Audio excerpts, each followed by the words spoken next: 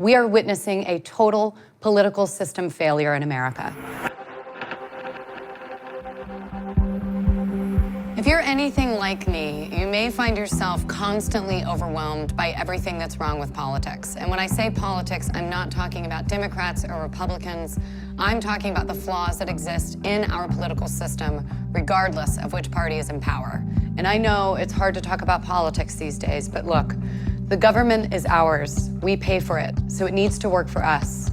And right now it doesn't, and I mean it really doesn't. So what's going on here? Is it Russian meddling in social media? Is it him? Is it her? No. Those two were the least popular presidential candidates since they began keeping track of such things. Only 4% of Americans have a great deal of confidence in Congress now.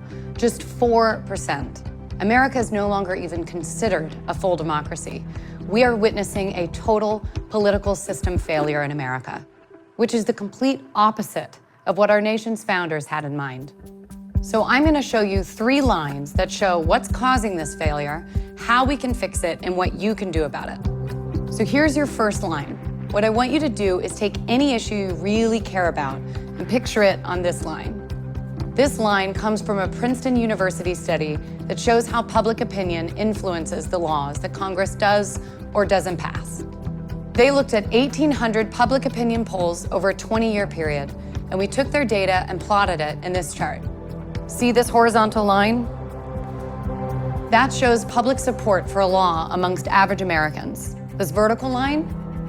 That shows the likelihood of the public support leading to the passage of a law. When you plot it for the average American, you get a line that looks like this. There's your issue sitting on that line. If there is 0 support for a law, there's about a 30% chance that Congress is going to pass it. And if there is 100% support for something, the most popular thing ever,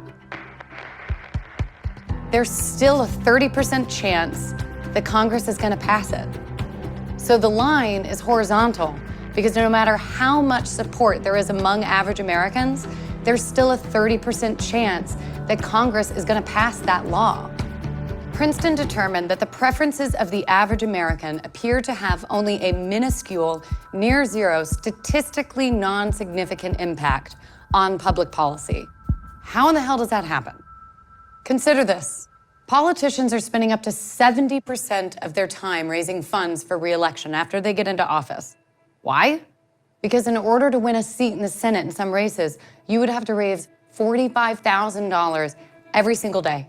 365 days a year for 6 years to raise enough money to win. Now consider that only 0.05% of Americans give more than $10,000 to politics.